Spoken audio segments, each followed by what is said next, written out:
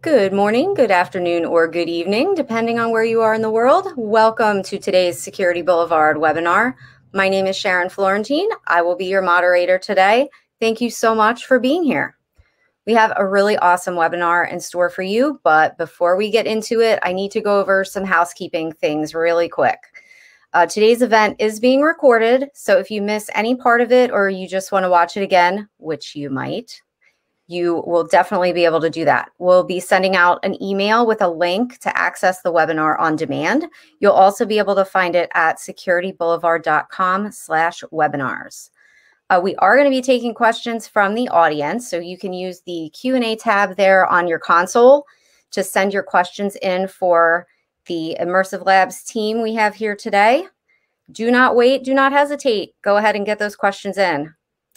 And at the end of today's webinar, we are doing a drawing for 4 $25 Amazon gift cards. So stick around to see if you are a winner. So with that, let's get started with today's presentation. It is called Pharma Drama, an interactive crisis simulation of an insider threat. And this is going to be really cool. Brought to you by Immersive Labs. And I am joined today by Kev Breen, the Director of Cyber Threat Research, Chris Pace, a technology advocate, and Paul Bentham, the Chief Product Officer at Immersive. Welcome, gentlemen. Thank you so much for joining us today. Thank you for having us. Hey, Sharon. Sure thing. They're going to be walking us through a simulation of one of the biggest public health threats we face today. That is an insider threat to a pharma company. So with that, I'm going to turn my camera off, put myself on mute. I'm going to hand it over to Chris and let you get on with it. Thanks, guys. See you later. Thank you, Sharon. Hello, everyone. Yes, as Sharon says, this is going to be an interactive exercise as we put ourselves in the shoes of the executive team at Llama Pharmaceutical. And something's going wrong over at Llama Pharma. There's a bit of a Llama Pharma drama. And that's what's going to play out over the next hour or so. These exercises are interactive. You'll notice both in the, I think, pinned in the chat and also at the top of Kev's screen that he's sharing here, a URL and an exercise code. You can go to that URL on your mobile device or on another tab and enter the exercise code, and that will enable you to play along with us. Those of you who've watched us do these on Security Boulevard before, we have before taken votes from the audience, but got Paul or Kev or I to make the final decision. We're not doing that today. Today, you are all in control. So I encourage as many of you to join in via that link and exercise code as possible, because it will make the whole thing much more engaging and entertaining. If you have not only questions, but comments, input, you want to disagree vehemently with Paul, which I would encourage you all to do, then you can do that in the Q&A, and I will be keeping an eye on the Q&A and the chat as we go through the presentation to pick up your comments and questions. So as well as the interactive exercise, the crisis scenario, there are also going to be some practical labs, some exercises that are sort of pertinent to incident response. And Kev is going to talk us through those as well as we go through the rest of the presentation. So Kev, do you want to start the exercise? I can see we've got a few people logged in. You can log into play along at any time you like. So if you're struggling to get in, you'll give up because we've started, don't do that. You can log in anytime you want. So feel free to carry on doing so. So where do we find ourselves? Well, Llama Pharma is a multinational pharmaceutical and biopharmaceutical company making strides in mental health. Our upcoming antidepressant Xilium takes effect within days instead of weeks and is soon expected to ship across the globe.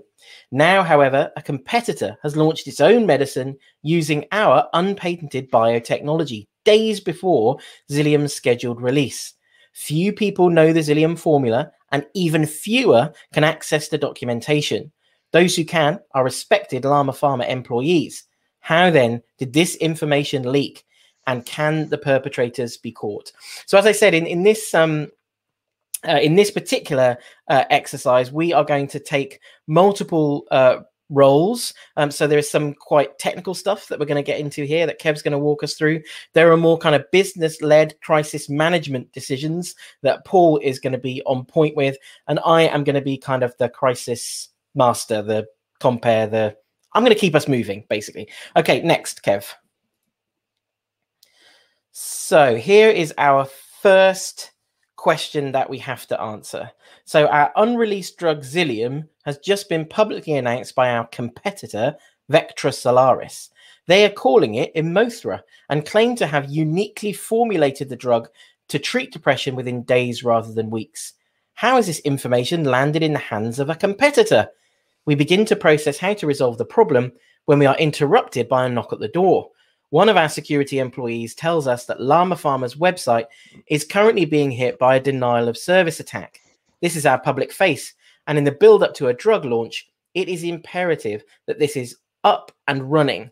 Which problem do we tackle first? Now, the media attachments that we can see here, I think are just information about the drug launch. So it's our draft press release and then the press release from our competitor. So let's have a look at our available options. We have 3 here. Kev is going to open the voting.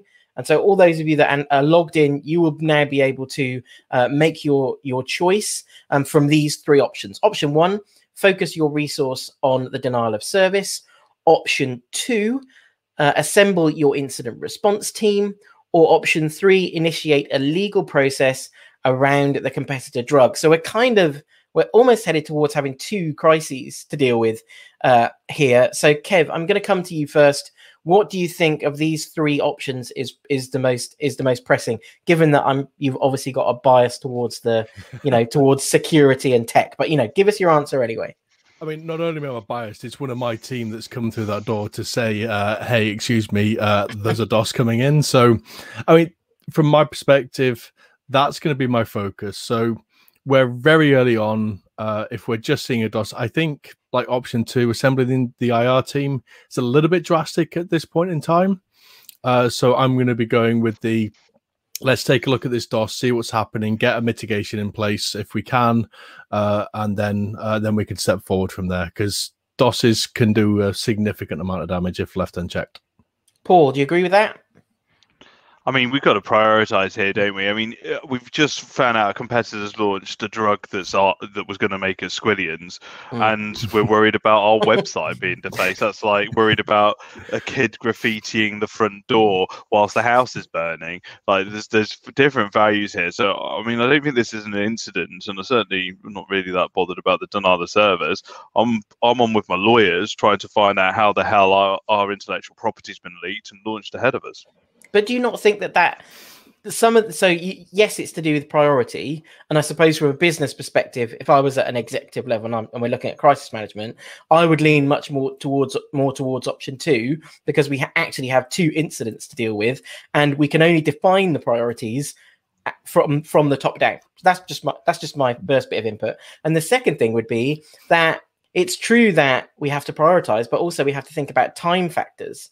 So Kev's right. The thing that's the most nascent pressing thing is the denial of service. I don't disagree with that, Chris, but I suppose in the role that I'm playing as in an executive capacity, I expect denial of services against my website on a daily basis. I expect my teams to deal with that as business as usual. There's a sense of like impact, and at the executive layer, I think I'm not bothered about a bit of denial of service. What about the possibility? And full disclosure, I've not done this exercise before. We're all doing this totally blind. except maybe Kev. No, I'm blind. Oh, okay, right. So but for me, I suppose I would also be thinking, are these possibly connected?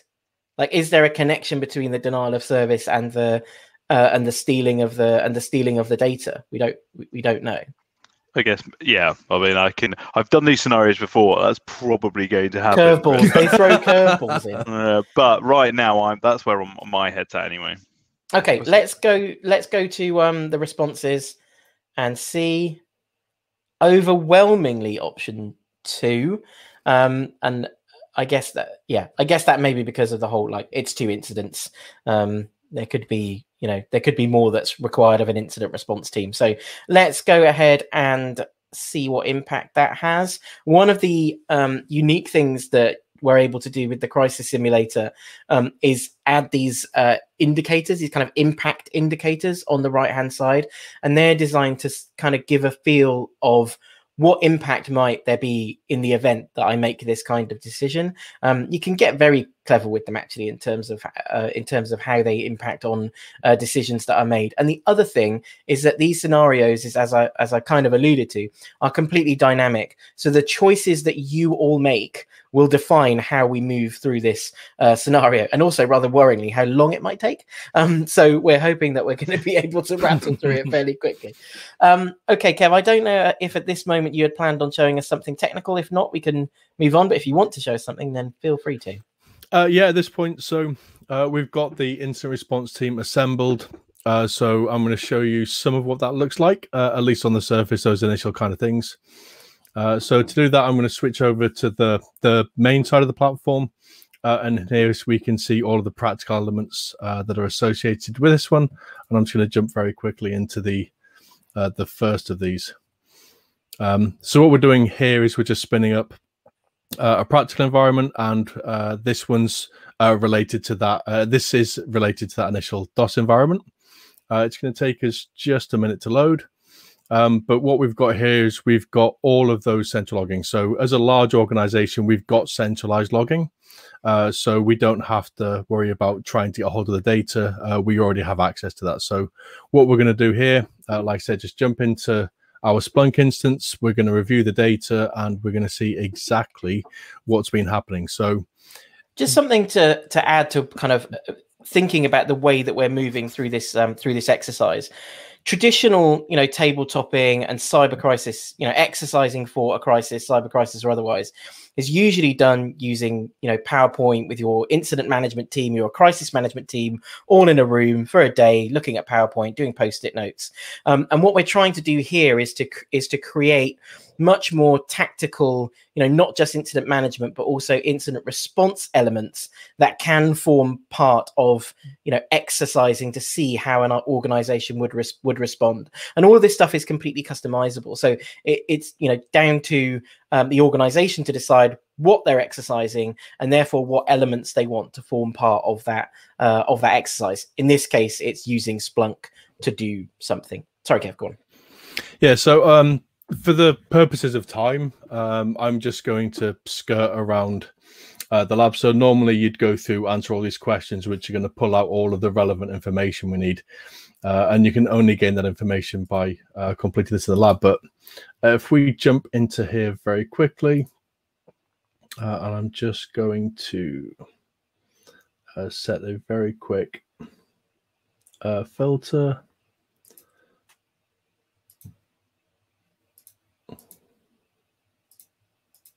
So all I'm doing is I'm just setting a time range. So I'm going to have a look at a large range of data. So all we've been told so far is that there's a DOS attack. We don't really know much more than that. So if we come to our logs, looking at the period of time, we see the log. And as it starts to build this, you'll see that there's a very large spike in traffic. So we can see we've got a normal background level of traffic, and then something's happened. So we can see here there's a massive spike in traffic, and that indicates that something is happening. Not always a DOS attack, but when you see something like that, it's fairly indicative. So I'm just going to pivot into here, and we can start to take a closer look at some of this traffic. And I suppose the main interesting things that we're going to want to try and take away from this are what can we do to mitigate this. So in order to mitigate this, we need to figure out where the attacks are coming from. Is it a single IP address that's hitting us? Is this a distributed denial of service attack? So is it coming from multiple addresses? And we will respond to those in slightly different ways.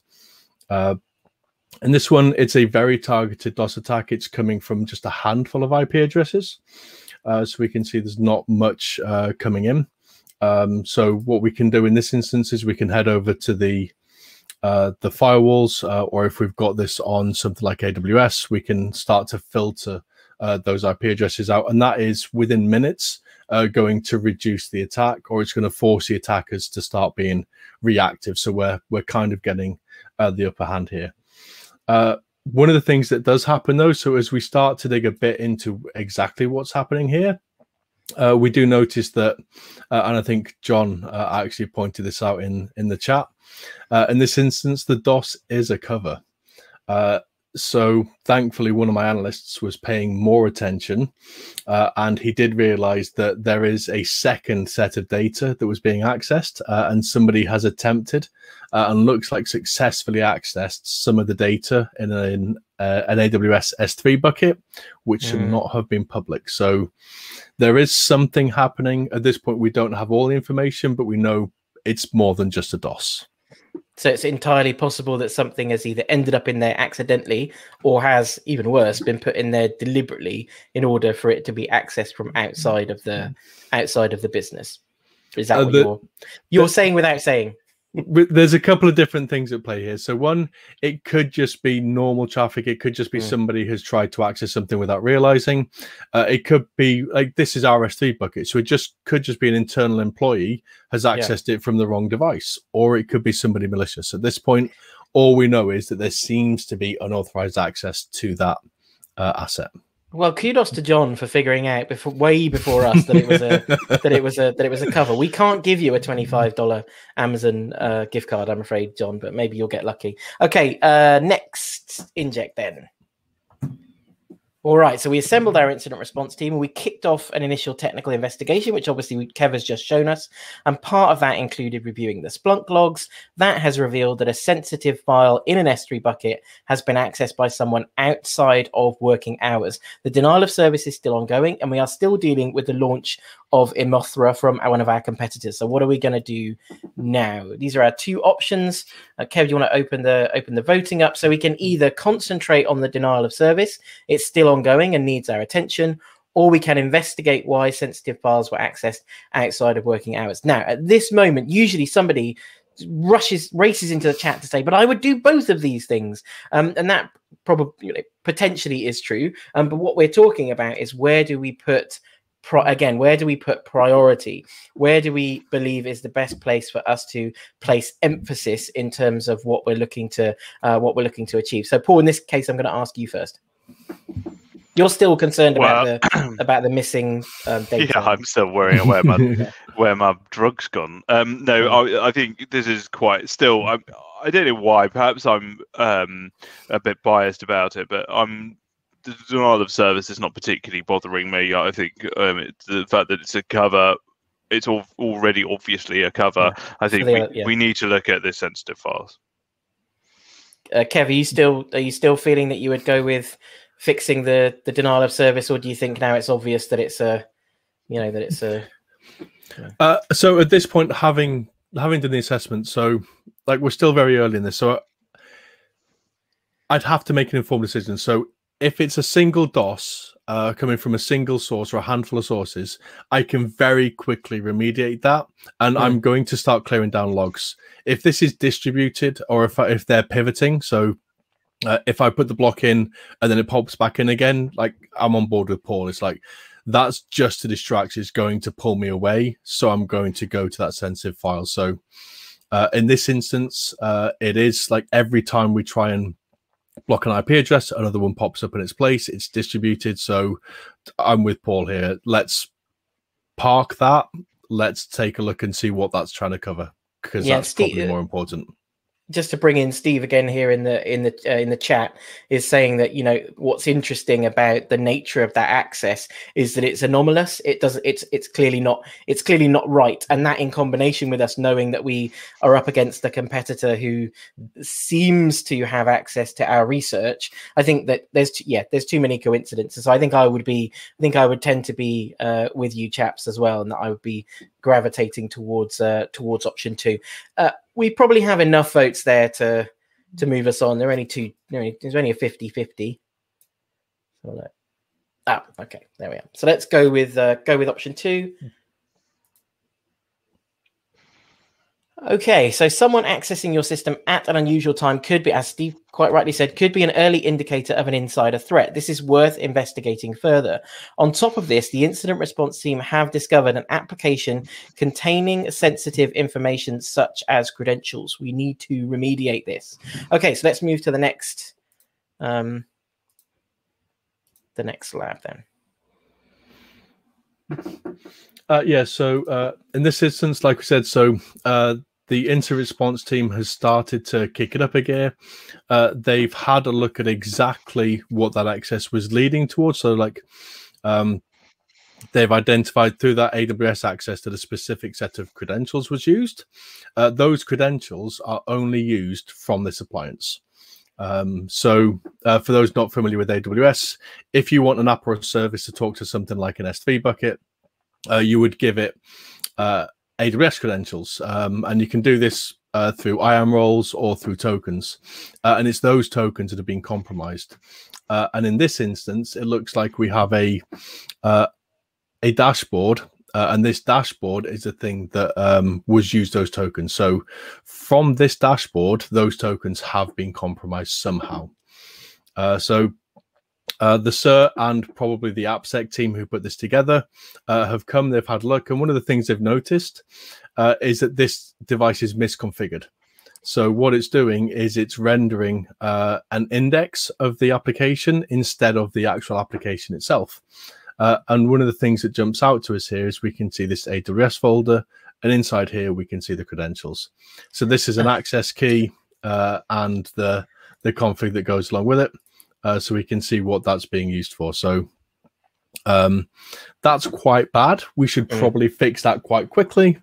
And that's what we're going to do in the second part of this. So in this instance, there's a couple of things at play here. One, we want to remove those credentials from public access.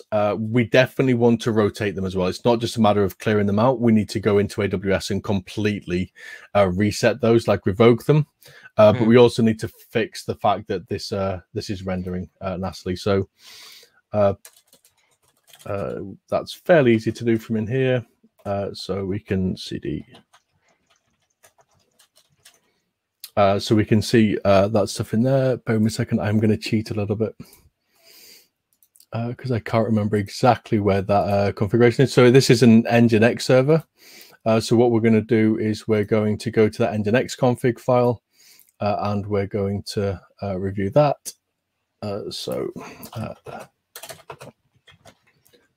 Etsy, Nginx, sites available, default. So it's this one configuration down here, this auto index on. That's the thing that's broken it. So we can very easily remove that, save that, and restart our service. So if we go back to our browser, come back here, we can see that that's gone. So removing that entry has removed that. But this is very important now. Just removing it from view doesn't actually remove it. So if I was to navigate to credentials.txt, I think it was, I can see it's still there. So I may have hidden it from view, but I haven't actually secured this application still. So that's why it's really important to go in and actually remove those from the web root or protect them so that whatever needs to access them is doing so with the right permissions and that they're not publicly exposed. But either way, we need to make sure that we're expiring these from our AWS account and rotating them out. Okay, let's see what we have to deal with next. Okay, so we know that the sensitive file in the S3 bucket was accessed by someone outside of working hours. During the investigation, we discovered credentials used by the malicious actor and have remediated that issue. Although we know how this actor was accessing our system, we don't have any further information. Meanwhile, we're seeing a lot of chat around on chat boards about our competitor's product launch and how it might affect our company. We've put a lot of effort and money and investment clearly into R&D and launch of this product. What are we going to do next? What are these images, Kev? I think Okay, so this is somebody asking about, is the launch still happening? They're stealing our product. Any further news on the release? Okay, let's see what our options are. So yeah, Kev, open up that voting. So either we can investigate how the attacker entered your systems. We've remediated the issue, but we need to return to logs to see if any indicators of compromise provide further information. Option 2, engage internal comms to stop people worrying. We need to keep our employees calm and focused. Send a memo to all staff. Option 3, we now know a malicious actor accessed our systems, lending more credence to the possibility that Vectra Solaris used our IP. Or do we do nothing? We should wait and see what happens next. Okay. Just because it made me laugh, Rob has just put another option in, which is to launch a DOS on the competitor ourselves to buy time for the launch. I'm not sure that's strictly. That's what we'd call in cybersecurity frowned upon, Rob. I like that idea, Rob. So what do we think, Kev? You want to go first? I mean, I'm still like, we know there's been some kind of compromise. I need more evidence. Paul's going to be harassing me about everything that's been sold on. Like, he's going to be harassing me about the fact that he's on the phone to lawyers, and the lawyers are saying, well, how have they got it? Like, prove they've got it. And they're probably going to be asking that. So he's going to be coming at me quite hard for proof or evidence that he can take to the legal team to prove. So I'm with one.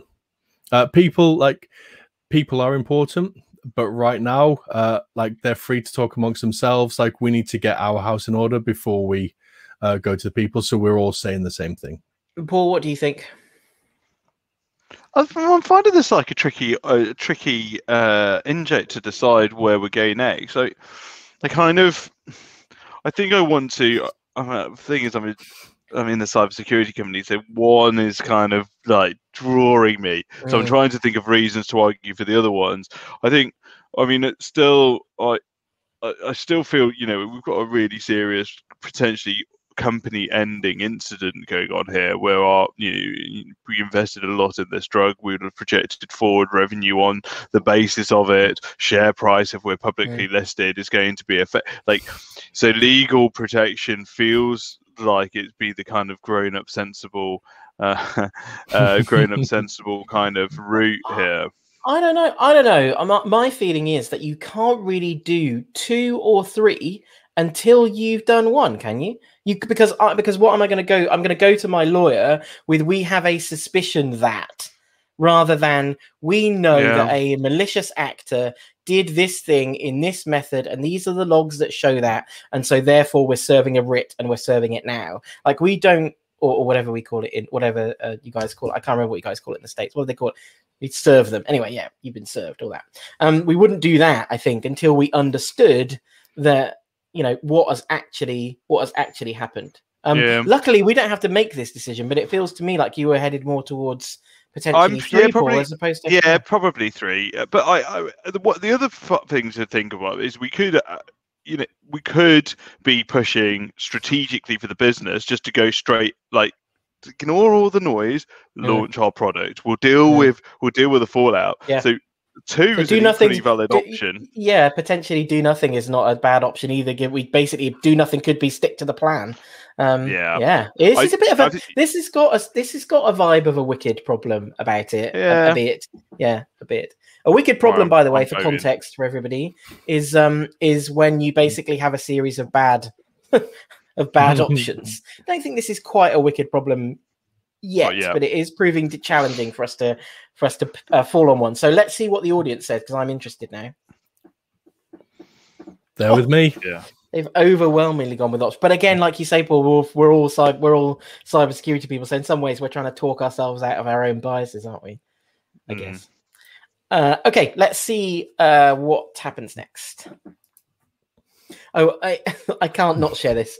You've all seen in the chat that someone has said option 5, wait for Pharma karma. It's hilarious.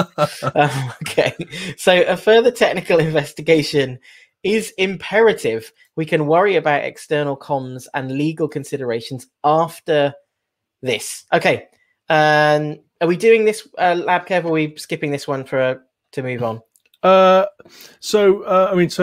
This one is going to be much the same as the first one. Splunk again, yeah. We're going to dive back into Splunk. Now we are going to pull. I'll talk through just because it will inform the story. So as we go back into his, we start to look at more of those logs. So we know the DDoS attack was a cover. We know they got access to the S3, but has anything else happened? So we take those disparate points and then we start connecting them together. So we're going to start doing some correlation across them. And some of the things that we're going to come back with is there's some very specific devices on the internal side which are running some very strange behaviors. So correlating the S3 bucket with other people who have accessed it. We know that there's one specific Windows device in our network which has been running some strange PowerShell. Doing some threat hunting, we can see PowerShell exe running with a bypass execution policy. We also know the very specific account. So we know that the user account Sam George on hostname Llama Pharma 009 is the specific user and device that is got some very strange activity, all very closely aligned and tied together. So there's a lot of synchronicity there, and that's what that lab is going to come. But it's much the same with that log correlation and auditing. Okay, let's have a look and see then what we learn from the next. Okay, the Splunk results, as Kev says, have enabled us to identify which workstation was the source, and that's Sam George. He was one of our top performers for this period and currently enjoying bonuses as a result of being 120% above his sales target. This is surprising, as the previous quarter, they were at risk of being fired for underperformance. You find a Rubber Ducky, which is a malicious USB stick, apparently, that Kev is going to no doubt enjoy talking about, inserted into that workstation, which is most likely the instigator of the malicious payload. We have made a critical step in the investigation process, but do we have enough situational awareness to make decisions? Which of the following do we prioritize? Right, let's have a look at these attachments then. So basically, this dude was doing pretty poorly at the back end of last year, and suddenly this year has skyrocketed to 120% of target. So basically, he was on a warning, and this is showing his. This looks like Bitcoin. This was like he's gone stratospheric. Okay, let's have a look, see what the options are. Do you want to open up that voting, Kev? So, do we conduct an interview with Sam and get reports on all their activity and communications for the last quarter? Do we immediately dismiss them? We feel there is sufficient evidence to warrant their immediate dismissal. We need to protect our network and systems quickly. Option 3, perform further analysis of the Rubber Ducky. We need to know exactly what this is. Just I feel this feels like just an excuse to write the words Rubber Ducky a lot. We need to know exactly what it's done. Or option 4, again, do we sit and wait? We will increase monitoring of Sam, but not take it any further. After all, they're still one of our highest performing employees, and we don't yet have the intelligence or evidence to take further action. Kev, I'm not even going to ask you because you want to investigate the Rubber Ducky. Paul, what are you thinking? I think there's a lot of conclusion jumping going on around here. So option 2 feels pretty punchy. And we've got not enough evidence there. I think because it could be an evil maid. It could be like classic evil maid, exactly, right? Someone's just used his machine because it's near the door, right? Whatever. Well, and I mean, we're doing a correlation causation between his performance here, and the scenario is a little bit sneaky in that it's using a load of evidence about this guy's performance, but maybe he pulled it out of the bag. Maybe he's really improved. Maybe he was a new employee that's just gone through his ramp period and really had, closed a bluebird deal or whatever. So I kind of feel like it's a little bit mean of this scenario to draw that conclusion. But frankly, we have the forensics evidence, the intelligence that Kev's team's given. So I think it would warrant an HR investigation to look at that, maybe, or we go down the Rubber Ducky investigation. But I'm erring towards 1 because Kev will err towards 3. Yeah, I'm thinking, so it's kind of the same thing again, though, isn't it? It feels like you can't. The HR investigation you would expect would surely include the rubber ducky, because you need to know what it does or how it works in order to know whether this person might have had to do something, to trigger it to work or not. So I think that they are fundamentally like, this is really interesting. Paul and I were on a call the other day, actually might not have been in my breakout for it, and someone said, every real crisis that I've ever dealt with has not always been a cyber crisis, but has always ended up having a cyber element. And this feels very much like that. It's like we're dealing with this HR challenge, but it's fundamentally connected to a cyber and technology thing. And actually, without being armed with that information, I think it's going to be pretty hard to move forward. John making a good point in the chat that the risk of an HR investigation without us having all the facts, I suppose, is that it could tip him off, that we're kind of onto him, and it that may change his behaviour, or he may disappear or whatever. Okay, so let's open up the voting. People have taken their time over choosing here. I'm conscious. Maybe I'll give you 5 seconds or so to make your vote. I'm conscious this is a bit of a thorny one. Kev is desperate for everyone to choose option 3. I mean, so he's got a lab ready, I bet. Yeah, you got it ready. There is a thing I can use to qualify this. So you're right. Analysis of the rubber ducky is going to give us a big piece of information. But what the security team can tell you very quickly is that the USB rubber ducky is a bad USB keystroke injection attack.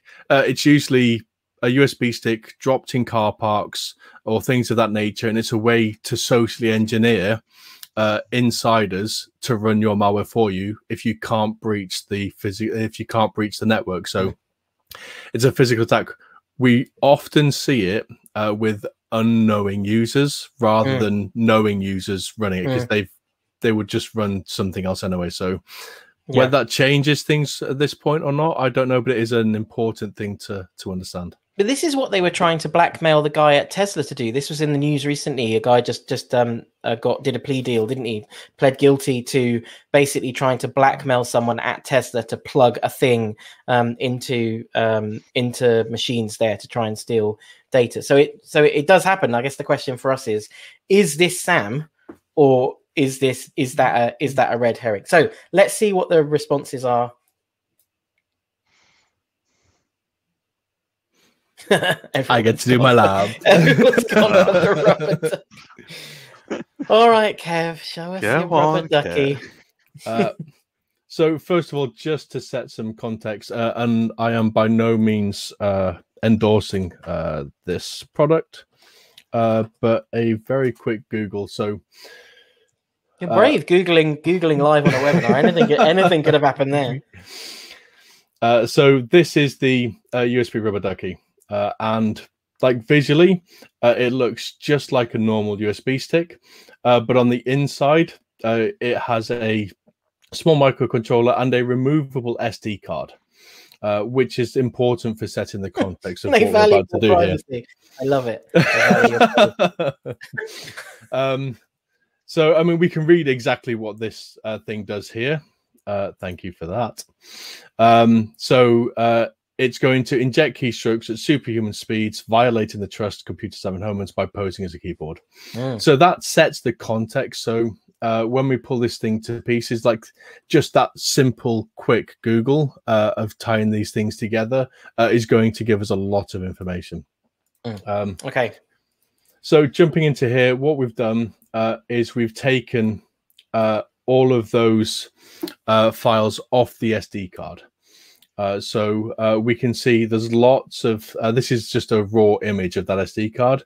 We can see there's lots of injects. We can see there's lots of other files that all look to be encoded or encrypted in some way. We can see one here that says XOR. So if I just jump into this real quick. And there's a lot more going on here. So like, as we can see, we've got PowerShell running. This is doing some things we can see. First of all, this is very targeted PowerShell. So this is specifically targeted at this user. It's got his details. It's got his name. And there's a lot more on here. So as we would go through this lab will have you analyze all of these injects in more detail, so we can decode the thing that's on there, and we can correlate that against all of the things that we saw in the Splunk logs. So we can see the exact PowerShell commands that were run, and we can figure out exactly which one of these payloads was executed. From that, again, so we're going to reveal a fair bit of information. I'm not going to go through all of that now, but we can identify exactly which modules were run and exactly what commands were issued by this device. And that's where this lab's going to take us. Okay, so let's see what we learn from that. Okay, we need information, as much information, intelligence, and evidence as possible. I think that's what I said. Further technical investigations could provide valuable additional information, and that's what Kev's just shown us. Right, so let's go next, and I think we'll get a bit more context now. The investigation has revealed that a malicious payload was in fact deployed on the workstation via USB device. This is a critical step in the investigation process, as you now have a second piece of evidence pointing at Sam George. What do we do now? Let's reveal those options. Okay, so we're back to option 1, dismissal. They need to go. Option 2, investigate the malware. Or option 3, inform the regulator. I guess the premise there is we're now saying we know this is a breach, data loss, theft, whatever. We have to now at this point inform the regulator. We can get into that option in a moment. Kev's opened the voting. Paul, what are you thinking? I still feel like it's a bit early for dismissal. So I think I've got to go with more malware investigation, which makes me like a bit sad because I know everybody else is going to go for that as well, and everybody who's been on these before with me knows I like to be contrary. But I think we've got to know more about this malware, understand what it's done, understand if there's any other assets at risk. I presume this Xilium drug isn't our only bit of IP, so we need to get worried about that. I mean, there's obviously we'd have been doing a load of stuff in parallel in the real world, but yeah, I'm gonna give Kev some more rope on this. So, but I wanted the question. So, what do you think if we were considering option 3? Let's say we were saying we're confident this is some kind of data theft or loss. What do you think are the decisions that we would have? What would we have to know if we were going to decide to choose option 3 or not? Well, I guess firstly, what regulatory environments we're in. We're obviously a global multinational where there might be different regulatory reporting requirements, whether it's 24, 48, 72, whatever hours. I think it might be a prerequisite of our cyber insurance policy that we do notify competent authorities if you're under a NIST regulation in Europe or others within states or APAC. I think I do think if there's a risk as well that the drug could have been altered, like if, for example, there's a pure theft, and we've seen this in the past, I can't put my finger on the example, but where intellectual property has been stolen, altered, and then implemented, there's a danger, there could be a public health risk here as well. And at some point we've got to start worrying about our own brand identity. If, for example, it was altered and this is actually not just a copy of IP, but a copy alter and then contaminate kind of situation. So I think, you might feel very much motivated to go down the regulator route if you're starting to worry about your company's own existential threat on this. Yeah, which I guess is a thing that we're not so concerned about at this point because nothing is external as far as we know at this moment. So, okay, let's have a look and see. I'm assuming that option 2 is going to be overwhelmingly option 2. Yeah. Okay, so let's move through. By the way, Kev, John on the chat gave you some abuse for using PS exec, just so you know. John's now my favourite audience member. Just for his abuse of me. Yeah. Yeah, exactly. Yeah. Thanks, John. Much appreciated. I mean, he's not wrong. Okay, it's important to protect our technical estate. Again, we're gonna now in this case, if we're gonna do the lab, we'll go through the investigation. Kev, I don't know if this one was on your list, but we can have a quick look. Yeah, so this one's a quick one. this is going to highlight a couple of different things to us. So I'll go through them. So this screen is red, everyone, because it has malware in it. It has malware in it. So danger, danger. The malware is fully contained inside our environment, so there's no way it can leak back to you, and there's no internet access, so you can't possibly infect the entire internet, which is a danger. We used a Rubber Ducky. We figured out exactly what those payloads were. We decoded those XOR payloads, and what we came out with was a DLL file, kong.dll is what it was called.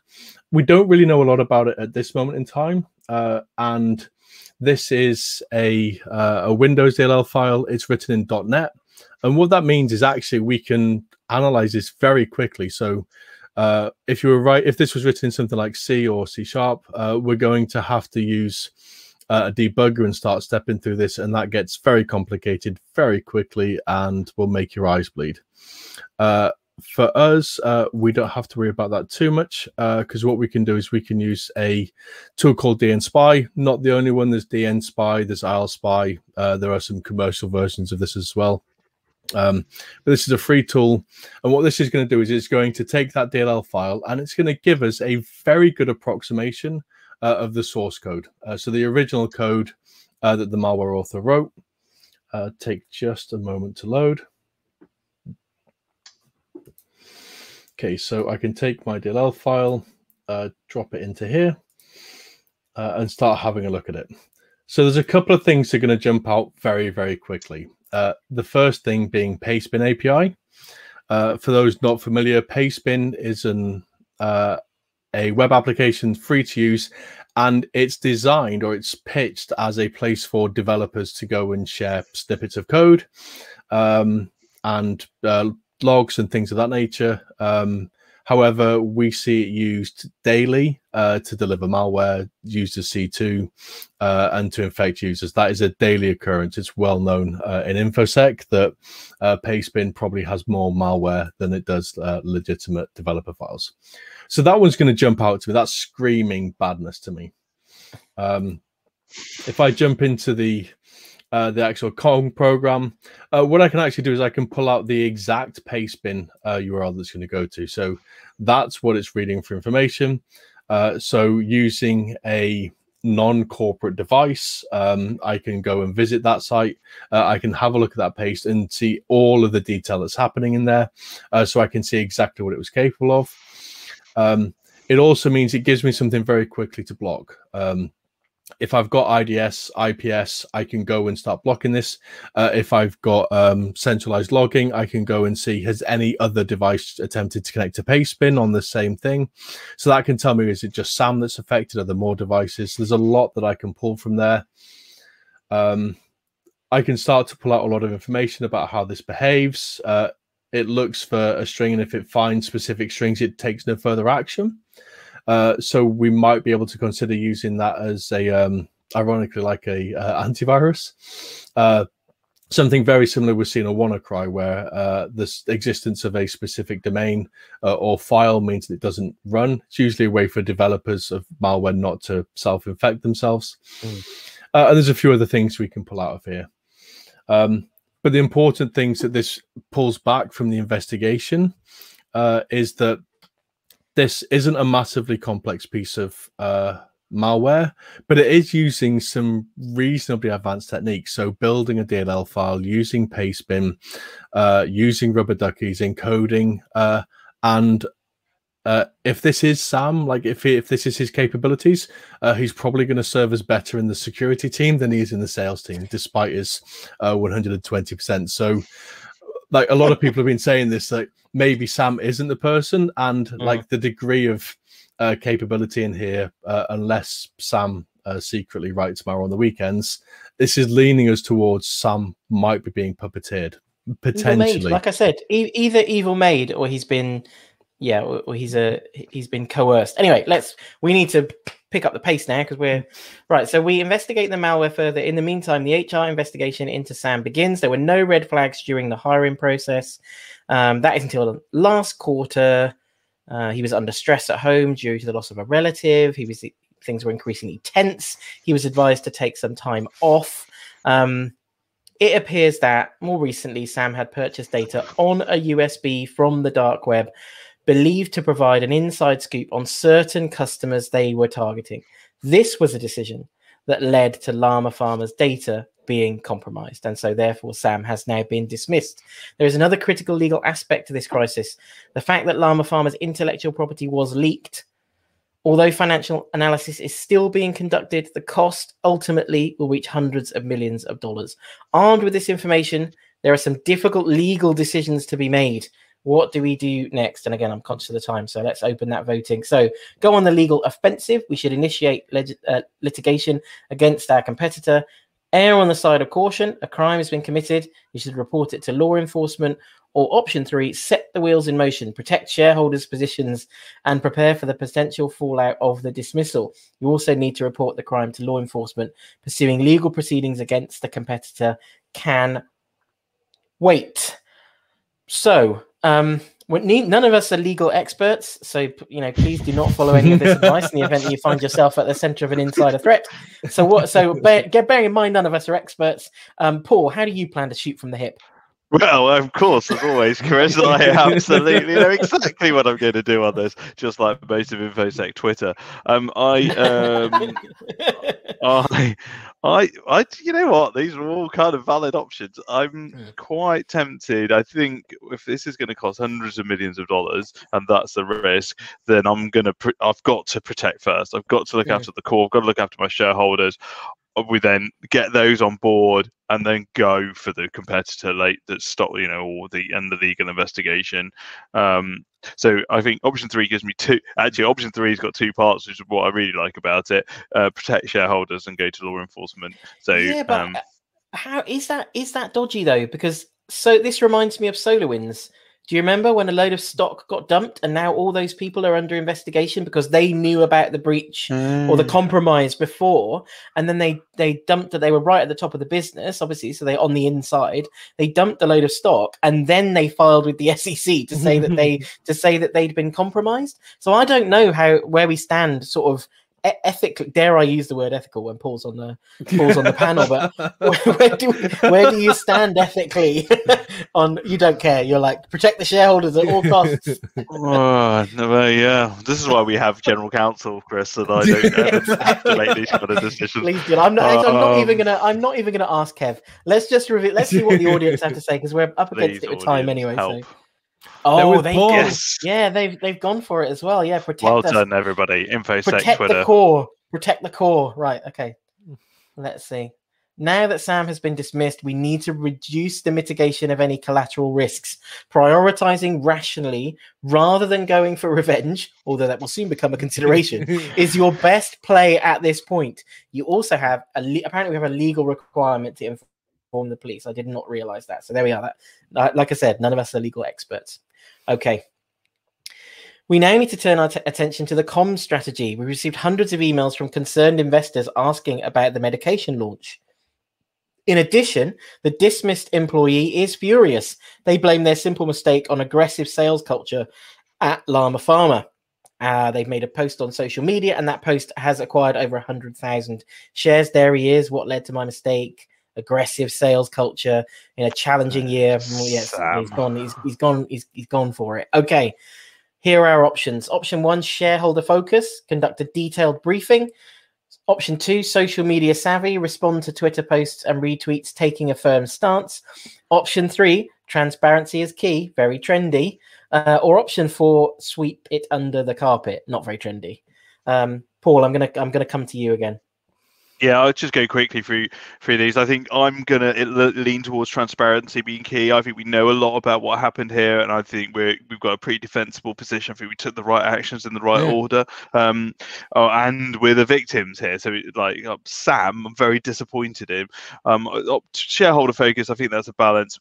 Replying feeding the trolls on Twitter is not going to help, and definitely not sweeping under the carpet, considering how much money is at stake. So I'm very much leaning towards option 3 with perhaps a soupçon of shareholder focus, if I could.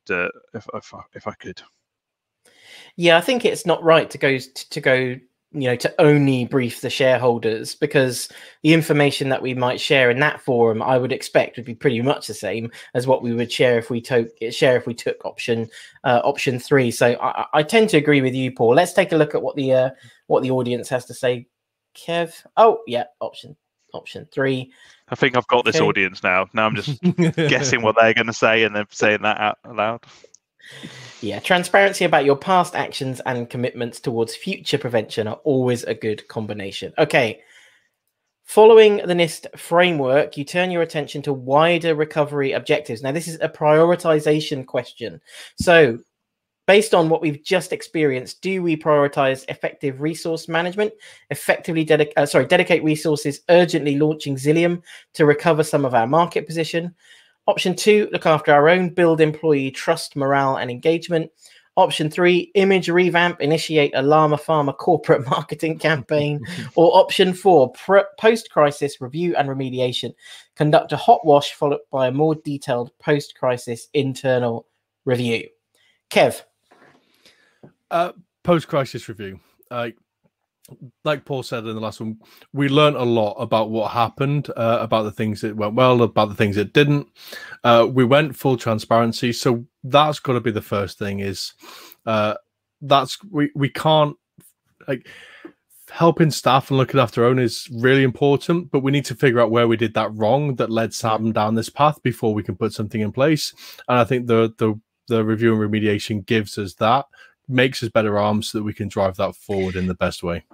Paul, what's your feeling? I think you disagree. I think no. I'm actually with that. I mean, the thing is, I probably. Oh, do you? Interesting. Yeah, well, I'll let you disagree because I'd have gone for post-crisis. I think that's a very security thing. I think if we thought about it from we're being asked here to prioritize. I think what's most important to us is option 1. We need to get this drug out the door and maximize the investment that we made in it. I think we can do post-crisis and hot washes and remediation, all that stuff later on, and I think we will. But I think the challenge that we have right now is that we still have a product that we invested millions in that risks not getting to market because we're caught up in all this other stuff. So there we are. That's my view. Right, let's have a look and see what the audience has to say. Every single one of them. Gone for the security answer. That's good. That all means they're all in the. Maybe that means they're all in the right job. Oh, and that brings us to an end. And it was very, very alarming having 5 minutes to go and having no idea whether that was the last interject or not. That's why I was racing ahead. I didn't know it was going to end. Thanks, everyone, for being so engaged. Thank you all for voting along. Thank you for making your comments in the chat. And amazingly, we finished on time. Sharon, back to you.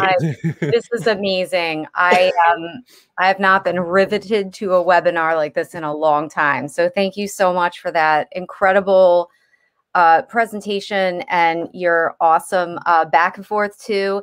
And I got to call out Rob Black from the comments because I'm not sure whether he's a cybersecurity genius or we all need to keep our eyes